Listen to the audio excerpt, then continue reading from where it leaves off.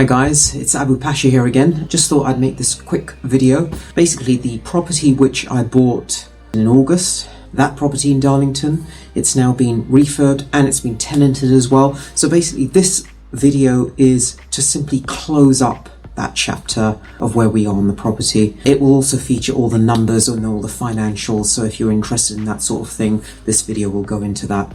Hopefully it's going to be a nice quick short video, and yeah, basically it's just to close up that playlist as well, because this is all part of a playlist where in the very first video I showed you how I shortlisted, the problems that I went through throughout the buying process, what I did during the buying process, what I did during the refurb process, and now also the tenanting process as well. So this playlist, it covers everything from start to finish, and it shows you how you can buy a property, refurb it, and then rent it out. Anyway guys, enjoy this video and I hope you find it informative. Let's take a look at the refurbished property, the before and after pics now. The after pictures that I'm going to show you show the condition that the property was left in for the tenants to move in. So up first we've got the lounge. This is the front room. And you can see that the before picture, it was quite an inviting room, but it was quite old-fashioned. So we updated it and turned it into this, basically a blank canvas, so the new tenants can move in and move their furniture in, put some pictures up or whatever it is that they want to do. You'll notice that the fireplace is now boarded up because the plan is to turn this eventually into an HMO. And when we do that conversion, everything will be ultra modern. And here we see the dining room. This is the adjoining room to the lounge. And again, it's styled in the same way. It's quite old-fashioned, but it's quite inviting. It's nice and clean, nothing wrong with it. And then we can see here the refurbished version of it. Again, the fireplace has been boarded up. We've changed the flooring. Looks quite nice, clean. And yeah, basically ready to move into. Now the kitchen was something that we didn't really change much. This is the before picture of the kitchen. This is what it used to look like. And this is the after picture. All we basically did is just cleaned it up. If memory serves me correct, I don't think we really fixed much. I think some of the under the counter bulbs, the light switches weren't working, so we fixed those. But other than that, it was just a simple cleanup. And I'm going to quickly scroll through the bedrooms. Basically, they're all very similar. You can see that with the bedrooms, the before pictures, it was just a basic bedroom, and all we did was we cleaned up, painted up. We haven't really made much changes to that. The carpets were shampooed after these pictures were taken, so some of the carpets were a little dirty, but they were cleaned up later on. So these are the bedrooms. Here we have the bathroom as it was at the time of purchase. It looks clean, there's again nothing wrong with it, and this is what it looks like after we finished with it. So the shower in the top left hand corner, that stopped working, so we fixed that. We cleaned up the bathroom, the grouting, made it nice and clean. You can see the floor is really shining now. We replaced the mirror as well, so it looks really good. You can see the hallway here. So this is what the hallway used to look like. You can see that it's quite inviting. Again, nothing wrong with it. And after we got our hands on it, we changed the carpets in the hallway. It was painted as well, so it just looks clean and modern. That's basically it. That was the aim of this refurbishment. And finally, we have pictures of the backyard. This is what it looks like outside. There's also a shed as well that hasn't been shown in these pictures, but there is a shed and that's been cleaned up and the flooring has been replaced. So this is what it looks like before, and this is what it looks like after. So not really much has changed. We've got rid of the plant pots, but it looks nice and clean. And now that the property's been refurbed, it's now ready for us to put tenants in there. So what I did was I handed the property keys over to the letting agency that I work with, and they put out their adverts. They did the marketing on Rightmove, and after marketing the property on Rightmove, they got some interest. They did viewings. I then received a few emails which I'm showing you. So here's the first one. Hi Abu, hope you're well. I'm so pleased to let you know that today's viewing we had a couple of people waiting to proceed with the property. I've sent declaration emails to one of the leads. that I really liked, so I'm waiting for payment from them to secure it. Once they've secured it, I'll let you know as soon as possible. Then I think a few days later I received another email. Right, dear Abu, just a very quick update regarding your property that's on the rental market at the moment. We have taken a holding deposit for the property now, and I will start their checks right away. Vetting checks usually take a maximum of 1.5 weeks, but we can usually complete the checks quicker than that. And I received another email. Hi Abu, I hope all is well. I'm pleased to say that I've completed the referencing for the applicants. Please find attached my full report. Is working full-time, earning enough, and matches our affordability requirement. They'll sign a 12-month tenancy. Please can you confirm if you'd be happy to rent? And then I emailed out basically saying that yes, if you're happy, then I'm happy. You guys are the experts. Then on the moving day, I got a final email to say, hi Abu, a quick courtesy email to let you know that the move-in appointment went smoothly and the tenants have moved in now.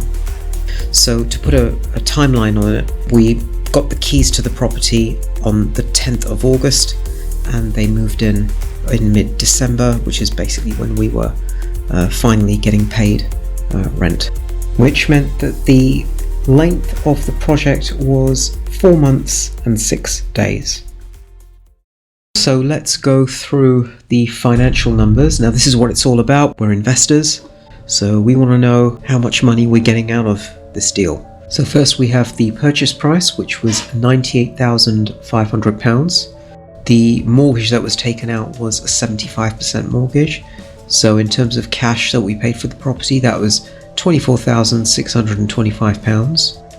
The purchase cost, that includes stamp duty and conveyancing costs paid to the solicitor, stamp duty, was £3,900. The refurb costs in total came up to £9,500, and there were some miscellaneous costs which included things like travel, postage, and that came to £200.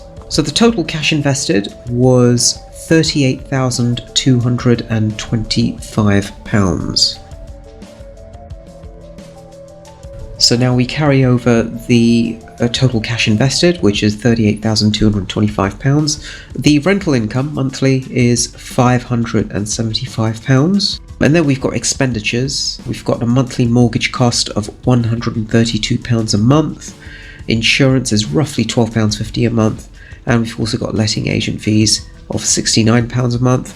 When you add and subtract all of that, the return on investment is 11.3%. So that's what we're getting from this property. 11.3% is acceptable in the current climate where property prices are just climbing and climbing. 11.3 is actually pretty good. It's pretty decent. In today's day and age, with inflation and when you factor in everything, the economy, property prices, if you're scoring about 10%, maybe even 9.5%, you're doing okay. But for an experienced investor, really you should be shooting over 10% in today's market. So there you have it, guys. That pretty much concludes the playlist of the My Next Buy-to-Let property. The playlist has been linked in the description for this video, and if you followed the previous 6 videos in the playlist, you'll have seen how I started the property search back in late March of 2021. We're now in February 2022, so it's been about 10 months or thereabouts, 11 months. You'd have seen the difficulty I had in getting a seller to accept my offer. You saw me get ill, and that was back in, I think, sort of late March, early April, and I took a break from the property search, and then I returned 10 days later with a new strategy. The new strategy was to look at higher priced properties and then negotiating the price downwards. Then you would have seen me when I got the offer accepted and I went to the mortgage lender. The mortgage lender, he undervalued the property, and you would have seen me sort that through that. You saw how the refurbishment was done, and during the refurbishment there was an unforeseen issue, and that was the issue of rising damp, which in the UK is a problem.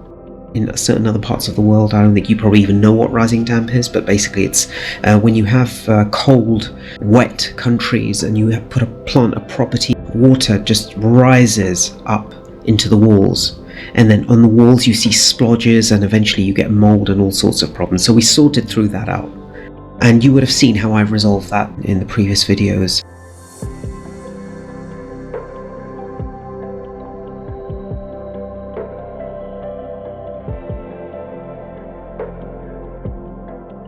And then finally in this video you saw the refurb was finally completed and the property was then tenanted. And actually something that I didn't touch upon during the tenanting phase was that the property was being put up for rent in early December.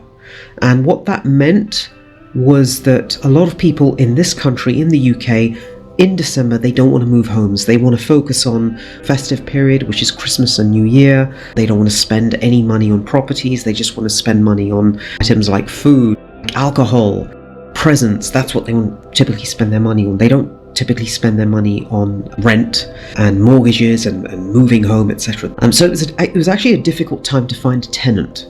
But the way that the timeline worked, especially with the damp issue, which caused a 6-week delay to the refurb, it just meant that that's where we worked. So this property was that I think the difficulty level of it was actually quite high, and a lot of new developers, new property investors would have probably had a lot of issues with this and may have just given up after it because they realize how many problems can happen. But with me, because I'm relatively experienced, I knew how to deal with each issue, and now the property is rented and it's paying money, and now I'm on to the next project.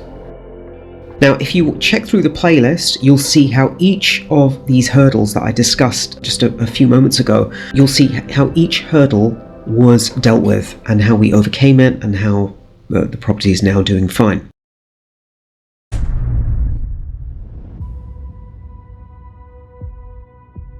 Every business needs a roadmap. If you go to something like Intel, a big company, and I'm just giving you an example, it could be Intel, it could be any company, but every company, for example Intel, will have a roadmap of what their results are going to be, how much money they plan to make in next year, the following year, the year after. They also have an idea of when their CPUs are going to be arriving. So in Q1 of 2022 they'll have one CPU. In Q3 of 2022 they'll release a new batch of CPUs, maybe faster CPUs with an advanced printing process, etc. So they'll have a roadmap where they split each part of the year up, saying in this part of the year we're doing this, in this part of the year we're doing that, in this part of the year we're doing that. So this is my roadmap. Every business should have this roadmap. So I'm going to put that up on the screen now, and you can see that in early January 2022 the plan is and was to shortlist properties for viewings. We're now in February, but that task, January 22 early, that's already been completed. So we've already shortlisted those properties for viewings, and in late January 2022 I wanted to make sure that a property was under offer. That has also been achieved. It's now the 6th of February today. The next target is in March 2022, and that property that has already gone under offer, I want that property purchase to be completed so that we have the keys. And then 2 months later, any refurbishment, any tenanting, that should all be completed. So by the end of May 2022, we should have another property, and that property should already be refurbed, and that property should already have a tenant in it. With regards to the property that I'm talking about, I already know what the property is because I've made an offer on it, it's been accepted. I'm not going to give you the full details of that until contracts have been exchanged. So that will remain a secret, but if you keep watching my videos over the next couple of months or so, everything should be revealed. And then in May 2022, I'm going to start shortlisting for the next property immediately, and we'll be carrying out viewings. And then the following month, June, maybe even July, we'll put property under offer, and by September of this year, that second property that I don't even know about yet, that second property should have been purchased. 2 months on from that, November 2022 or thereabouts, I expect the property to be refurbed and tenanted. For 2022, that is my roadmap, and all of you should have this. If you're running a business, if you're thinking of doing property, if you've got any plans for business, you should already have this roadmap, and you can keep referring to it to make sure that you're sticking to it. And this way, you actually have an idea as to what you're going to be doing towards the end of the year, and even next year, you'll know what you're doing and where you'll be. And so you can make plans accordingly. So a roadmap is very, very important. So guys, that is the end of the video and the playlist. I hope you learned something from this series, and I do hope that some of you who want to start a property business will use the knowledge that I've shown you in this playlist wisely. My next video, which I've already filmed, is going to be for people who are on the cusp of starting a business but are stuck and yet to take action and who need a push to get started. So for those who want to change their lives by starting a business and they need that extra boost, please do watch that video. You might get something out of it. And so that you don't miss that video, make sure that you subscribe to my channel, and I shall see you next time.